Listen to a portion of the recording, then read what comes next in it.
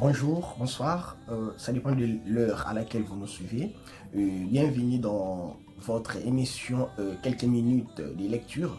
Aujourd'hui, en fait, nous avons porté notre choix sur les livres du BK Gospel Post, qui est un livre publié par les révérends Jean Bosco Kindomba de l'église Saint-Essieu en République démocratique du Congo, précisément dans la ville province de Kinshasa. Donc voilà.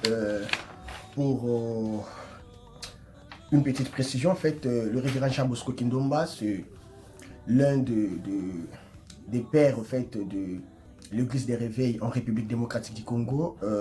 Cet homme des dieux a publié pas mal de livres.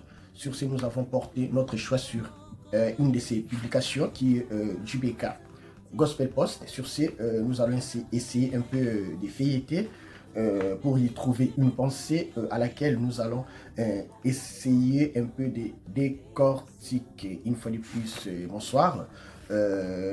En feuilletant, nous sommes tombés dans une pensée Dieu, sa maison et ses occupants. En fait, nous allons essayer d'en parler à long et à large pendant ces quelques minutes de lecture.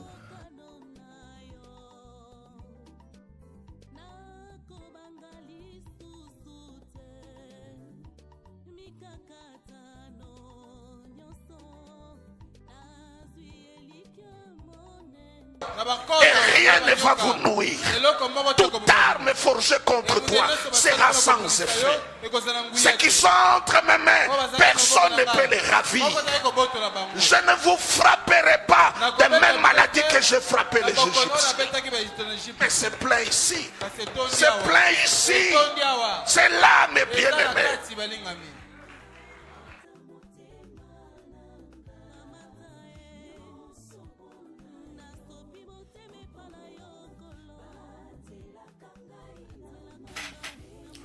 Dieu, sa maison et ses occupants. Cette pensée en fait est tirée dans la Bible, précisément dans Jean 1,12, qui dit, je cite, « Mais à tous ceux qui l'ont reçu, à ceux qui croient en son nom, elle a donné le pouvoir de devenir enfants des dieux. » L'auteur en fait argumente en disant que dans une maison, nous n'entretenons pas le même type de relation avec tout le monde. C'est comme un père de famille qui loge plusieurs personnes dans sa maison. Il va de soi qu'il n'entretienne pas le même niveau de proximité et d'intimité avec tout le monde qu'il y a chez lui. Dans une maison, un père peut avoir des serviteurs, des enfants, la femme, les membres de famille, des serviteurs qui viennent, etc. C'est normal qu'ils n'entretiennent pas de même relation. Voilà.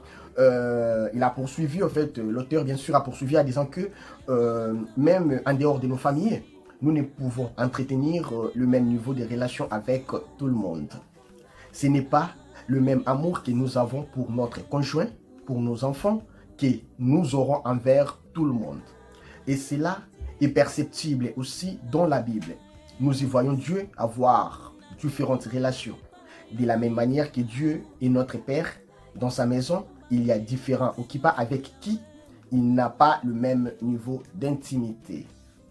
Il a en fait continué, en fait, il a poursuivi bien sûr sa pensée en disant que ceci nous permet de comprendre ce que Jésus-Christ est venu faire et ce que nous sommes. Ne pas comprendre cela est source de beaucoup de problèmes. Tout ce que nous recevons de Dieu, tout ce que nous sommes, nous les sommes par rapport à notre compréhension de la relation que nous avons avec lui. Quand un mendiant demande, son langage, son attitude n'est pas la même qu'un enfant qui demande à son père. On y voit sans nulle difficulté la différence qu'il y a entre les mendiants qui commandent et l'enfant qui demande à son père. Prenons aussi l'exemple d'un domestique qui est au service de son maître depuis 16 ans et qui s'occupe de ses affaires privées. Perdre une telle personne serait une grande perte.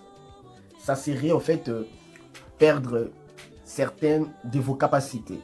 Or, les enfants peuvent naître après lui, mais il ne restera que serviteur.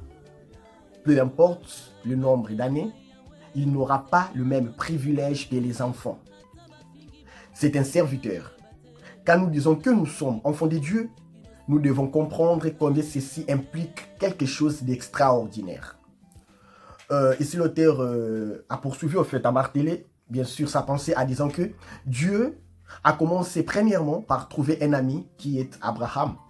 Ensuite, il a trouvé des serviteurs qui sont bien sûr les enfants d'Israël, dont à la tête était Moïse. Et enfin, par Jésus-Christ, nous sommes devenus enfants de Dieu. Tous nous sommes dans la maison de Dieu.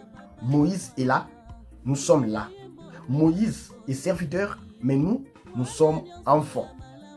Il est cependant triste de constater que la plupart des choses que nous attribuons aux enfants de Dieu sont des choses qui concernent les serviteurs. Il a été lié, il a été envoûté. Et la question que nous posons, est-ce que toutes ces personnes de l'ancienne alliance fussent-elles des enfants de Dieu? Ça, c'est la question que l'auteur s'est posée. Et puis, il a essayé de répondre, en fait, bien sûr, en disant que Abraham n'a jamais été enfant de Dieu, mais son ami. Et l'ami de votre papa n'est pas papa. Waouh. Moïse n'a jamais été enfant de Dieu, mais plutôt serviteur de Dieu. Salomon, Samson et David n'ont jamais été les enfants de Dieu. C'est comme ça qu'il y a des choses qui concernent David, mais qui ne nous concernaient pas. Nous devons savoir que lorsque nous recevons Jésus-Christ comme Seigneur et Sauveur, nous devenons indubitablement enfants de Dieu et nous devons jouir des privilèges y attachés. Nous sommes enfants de Dieu dans sa maison. C'est un privilège, vraiment un très grand privilège. Ici, en fait, l'auteur en fait, essaye de nous donner la différence entre un enfant et un serviteur. En gros, il a dit qu'il y a une très grande différence entre un enfant de la maison et un serviteur. Voilà, par là, on peut comprendre que l'auteur essaye de nous faire comprendre que nous, quand j'ai dit nous, en fait, les chrétiens, ou soit les personnes qui ont reçu Jésus-Christ comme leur Seigneur et Sauveur, ne sont plus des serviteurs, mais bien sûr des enfants.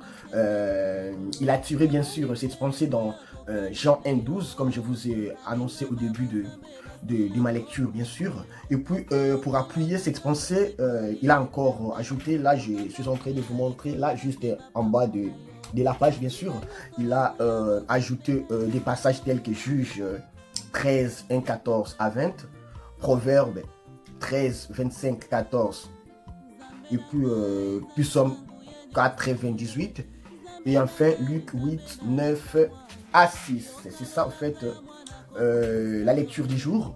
Comme je vous ai annoncé pour votre rappel, bien sûr, cette pensée est tirée du JBK Gospel Post, qui est un livre publié par le révérend Jean Bosco Kindomba, le révérend Jean Bosco Kindomba de l'église du Saint-Précieux dans la ville-province de Kinshasa, en République démocratique du Congo. Son église est située dans la commune de Kalamu, quartier Matungé, précisément derrière la maison communale de Kalamu, bien sûr. Et puis voilà, nous vous remercions d'être nombreux à nous suivre.